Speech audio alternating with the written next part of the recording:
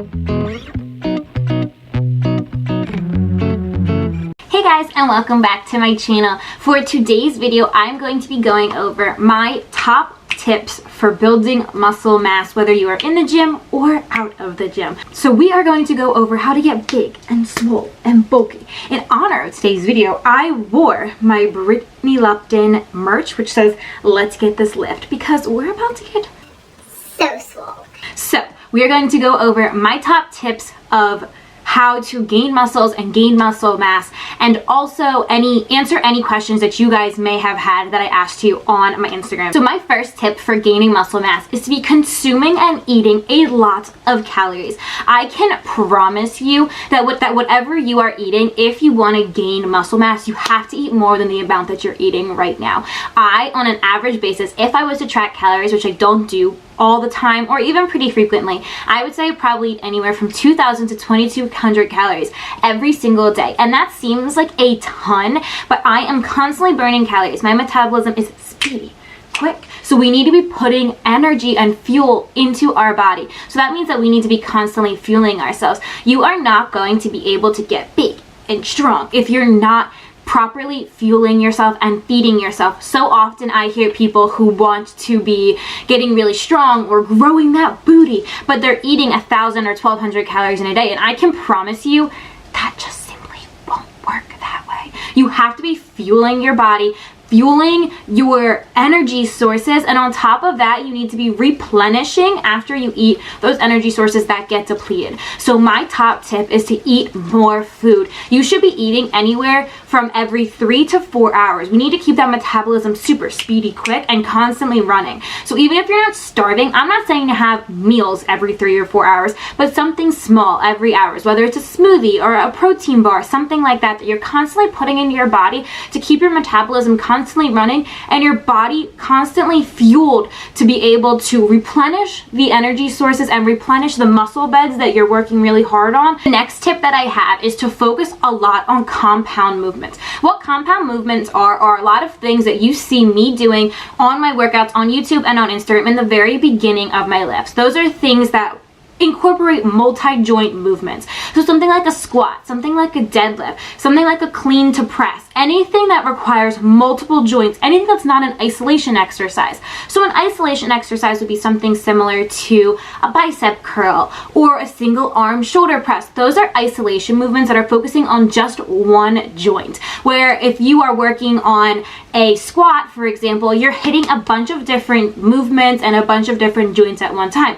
Those are more taxing exercises, but it's very important to do them, because if your goal is muscle growth and muscle development, you are not going to be able to see your fullest potential if you are just doing isolation exercises. By doing just things like single leg calf raises or glute bridges, those are good exercises, but they're not going to give you your total amount of muscle mass that you're able to build, because you need to be doing things like hip thrusts and deadlifts, more intense and compound movements. If you would decide that you want to do those compound movements, the biggest thing that I can suggest to you is to do them in the very beginning of your lift. You'll often see me doing squats or deadlifts or all of that in the beginning of my lift. One, they are taxing exercises, so you need to make sure that you have the most energy as possible, which you typically have before you've done all your other exercises.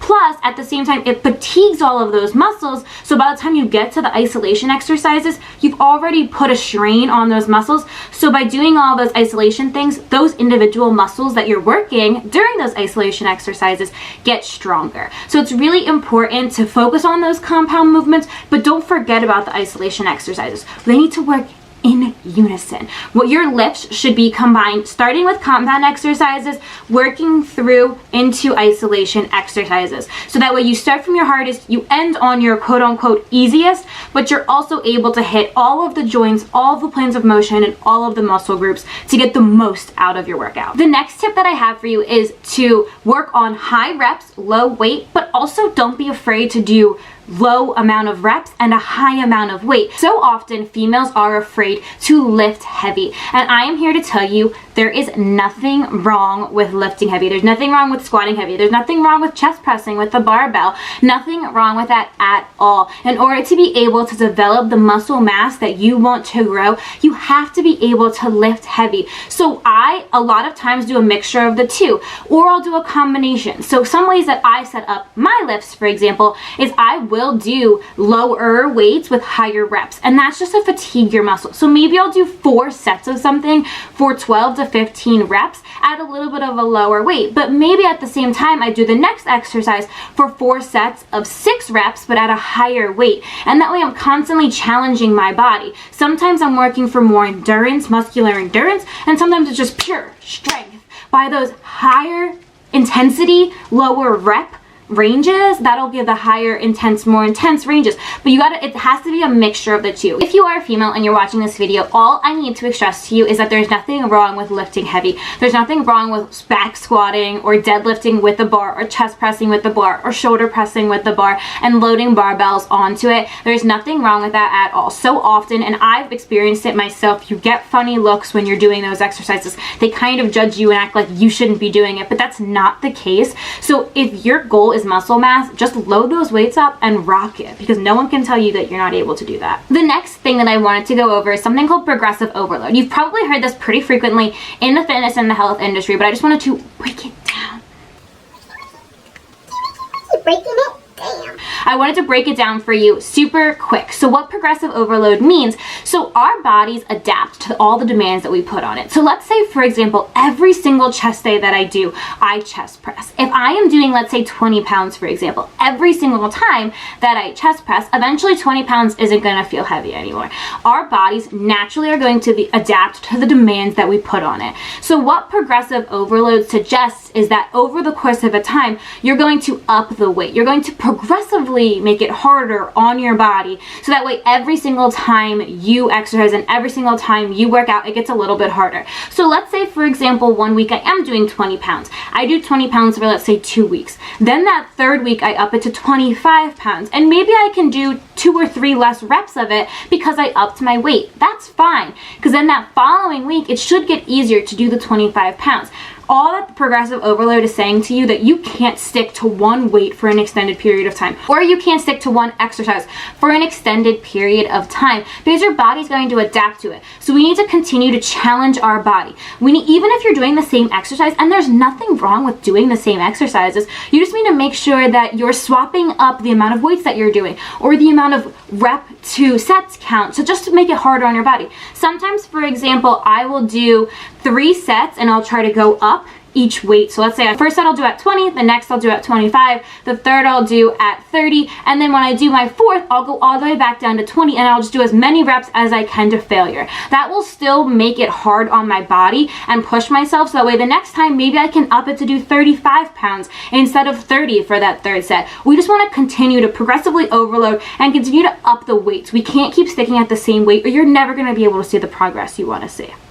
Does that make sense? The last thing I personally wanted to cover before I hit some of your questions from Instagram is one of the biggest things that I can say to you when it comes to strength training and when it comes to muscle mass building is to be consistent and to be patient. It is not by any means a slow process. I have been training pretty intensely for probably about 1.5 to 2 years now, where I've been lifting probably 5 or 6 days a week at a heavy intensity. I was never doing that before. I've been a regular exerciser for as long as I can remember, but I haven't really been too focused on lifting weights at a heavy intensity until about 1.5 to 2 years ago. It has taken me 1.5 to 2 years to see the progress that I have seen now. It takes time. I think so often we'll get into a program or a workout routine and we'll be doing it for 2, 3, 4 months, and we expect this drastic difference from when we first started to now. And although that may happen, and you will see some changes pretty immediately, you're not going to see changes overnight. It does take time. So all I need to continue to stress to you is to be consistent with it. Don't give up just because you haven't seen progress overnight. It is so important to keep working at it. And if you're doing a program, make sure you're mixing it up every once in a while. Be consistent with the way that you're lifting and the amount that you're lifting and how frequently you're doing it, but don't be afraid to mix up your programs. I typically stick to the same general program of exercises. What that means by when I say program is I typically program out for myself because I'm a personal trainer. I feel comfortable programming for myself. I've worked out, like I said, pretty intensely for 2 years. So what I typically do is I'll write a workout program that I will do. Right now it's 6 days a week. So for the most part, I know I hit the exact same muscle groups on the same days of the week, and for the most part I'm doing the exact same exercises. I try to work through that program for about 4 to 5 weeks. After that time period, that's when I switch over to a brand new program. So what that means is during that time period, during those 4 to 5 weeks, I'm able to progressively overload myself to see changes, massive changes during the course of just 4 to 5 weeks by doing the same consistent exercises every single week. And then by the time the new program comes around, I do still add some of the old key exercises, but all of the other isolation, fun, different exercises can be different and new and challenging in other ways. So you need to be consistent and you need to just stick with it and not give up. There are going to be times where you're like, I am never going to see muscle growth or muscle changes. My body is just not built that way. Or I just don't have abs down there. And I promise you, you do. It just takes time. So I promise you, if you're consistent and you stick with it and you work hard, and not only are you working hard in the gym, but you're also taking care of your body outside of the gym and fueling yourself enough and properly, you will see changes. It just simply takes time. So I don't want this video to be crazy long, so I'm only going to hit like 4 or 5 of the questions that you guys ask me most frequently on my Instagram. So the first one is recommendations for girls gaining muscles in arms or abs. Honestly, the biggest thing that I can say in relationship to that is so often when women especially aren't seeing a change in their muscle growth in arms or in abs is they're not including weight. For ab exercises as well, for core exercises, developing your core is just as much what you put into your body as what you do in the gym. So you can be training your core 4, 5, 6 days a week, which isn't good. It's still a muscle and it still needs time to rest and recover, so you shouldn't be doing it that many times. But even if you did it that many times, if you're eating McDonald's and Chick-fil-A and this and that every single day and you're not fueling yourself properly outside of the gym, no amount of training is going to combat that. So abs especially is just as much what you do inside of the gym as the way you fuel yourself outside of the gym. But the biggest thing with women especially of why they're not seeing growth in their upper body or in their abs is because they're not incorporating weight. Don't be afraid to lift. Don't be afraid to lift heavy, and don't be afraid to mix it up. You don't have to be doing the same basic exercises that you see everyone doing. Yes, a bicep curl is a great exercise and you're never not going to see me doing it, but mix up the way that you do it or mix up the weight that you're doing it at. You don't always have to be doing it at the same amount of weight. So the biggest thing that I can stress if you are a female and you're not seeing any growth in your upper body or in your abs, one, females tend to hold more weight in their upper body, especially in their tricep region and in their abs. So it's going to take a little bit of time. Just being a female, that's our genetics. So it is going to take time, so be patient, but don't be afraid to lift weights. I am incorporating upper body typically about 4 times in a week. It's not always full upper body. Sometimes I'm just hitting shoulders. Sometimes it's a total upper body day. Sometimes during my full body days, I only work on like chest and back. It just depends. But you have to be making sure you're hitting all of the muscle groups. There's not one muscle group that as a female you should be leaving out. I know a lot of females don't like training chest because they're afraid that it's going to make their boobs small or whatever. Girl, I ain't got anything up there, so I can't really talk, but you shouldn't be leaving out any muscle group if muscle mass is your goal. So don't be afraid to lift heavy and just pick up those weights and lift and be proud of yourself. It's awesome that you're in the gym. It's awesome that you're crushing it. Just lift. The next question that I get asked so frequently is, should I be sore every time after I lift? No, you should not, and you will not be sore after every single lift. Your body may be fatigued when you get done a workout, and that is 1010% normal, but you do not and should not be sore after every single lift. For the most part, I am not sore after every single lift. Like today I did chest, biceps, and triceps. My arms are tired, but I'm not in pain. Like I could still do a workout if I wanted to. My chest, I'm sure, will be a little sore tomorrow because that's pretty normal for me. My chest is super speedy, quick to get sore, but not my entire body. Like I said, your body gets used to the demand that it puts on it. So if you're doing the same sort of exercises from week to week, your body adapts and it's getting stronger. So while it will be tired, you don't need to be physically so sore that you can't move after every single lift in order to have a good workout. Next question is, how many days a week do I need between working the same muscle groups? So this is in regards to rest days. You, as a rule of thumb, should wait 48 hours in between training a muscle group twice. So for example, if you are doing legs on Monday, you should be waiting until at least Wednesday to be doing it. So let's say you do it Monday morning. Wednesday morning, you should be okay to work that muscle group again. For example, I lift legs on Tuesday and on Friday. That is plenty of time for me to recover and feel like I am ready to do a great workout both days of the week. So you know your body. As a rule of thumb, your muscles need at least 48 to 72 hours to fully recover. But if you're still sore, take that extra time. It's your body. You know how it functions. You know how it works. So if you need that extra day, it's not a big deal. Just work something else or just take it as a complete rest day. In order to get a good, strong, solid lift, we need our body to feel good and strong and solid. And if we're pushing ourselves through pain of soreness, we're not going to do that. Next question is protein a necessity? So a protein supplement is not a necessity. I take a protein supplement. I take plant protein from Alani Nu. You guys know this. I mix it in with my smoothies every single morning. Supplements are not a necessity. They aid you in your fitness goals, but they are not a necessity.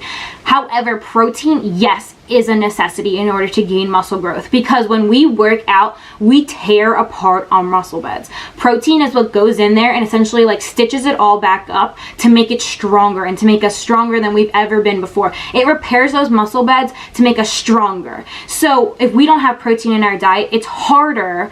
It's not impossible, but it's harder to build up those muscle beds because there's nothing going in there to like stitch it up. If you're a vegetarian, I know that protein can be super, super challenging, but there are awesome protein sources that are not meat. So you need to be incorporating protein in every single meal that you have in some sort of way if muscle growth is your primary goal. It doesn't have to be a protein shake. It doesn't have to be anything like that, but if muscle growth is your main goal, you need to be incorporating protein more into your diet, because that's what has to go in there and stitch everything up to make your muscles stronger than ever before. Okay, and then my last question is, how long are your lifts normally? So there is no right or wrong way to do this in order to gain muscle growth. Personally, my lifts tend to vary anywhere from 45 minutes to an hour, depending on one, how much time I have in the day. If I had nothing to do and I have off, for example, like on Saturdays, I could be in there for an hour, like living my best life. But when I have work, sometimes first thing in the morning, I'm in there for 45 minutes, I lift and I get out. Typically, my lifts tend to be right around 45 to 50 minutes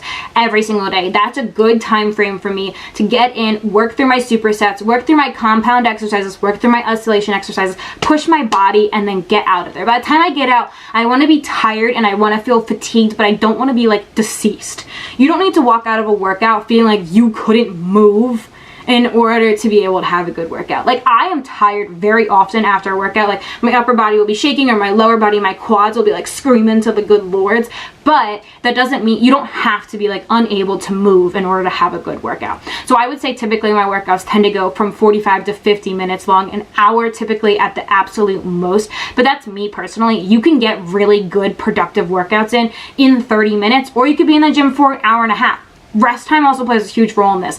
I don't take a ton of time in between my sets. Often I'll take anywhere from 30 seconds to a minute. So if I took longer and I have time, like I said, to spare, maybe I would take longer and then I could be in there for longer. But since I don't have tons and tons of time, I take 30 seconds to a minute as a rest break, and then I continue on with my next set. So that's all a factor. There's no right or wrong way of how long you should be in the gym in order to gain muscle growth. That's just what I do personally. All right, guys, so we're going to wrap up the video here. I hope that these were really helpful tips in order for you to be able to gain muscle mass. I know that it can be a very stressful and long process. I have good days, I have bad days, I have ups, I have downs. It has taken me 2 years to get to where my body is with consistent and progressive training. So it's definitely not going to be an overnight process, but it's going to be something that is so worth it if muscle mass growth is your goal. So I hope that these tips help you.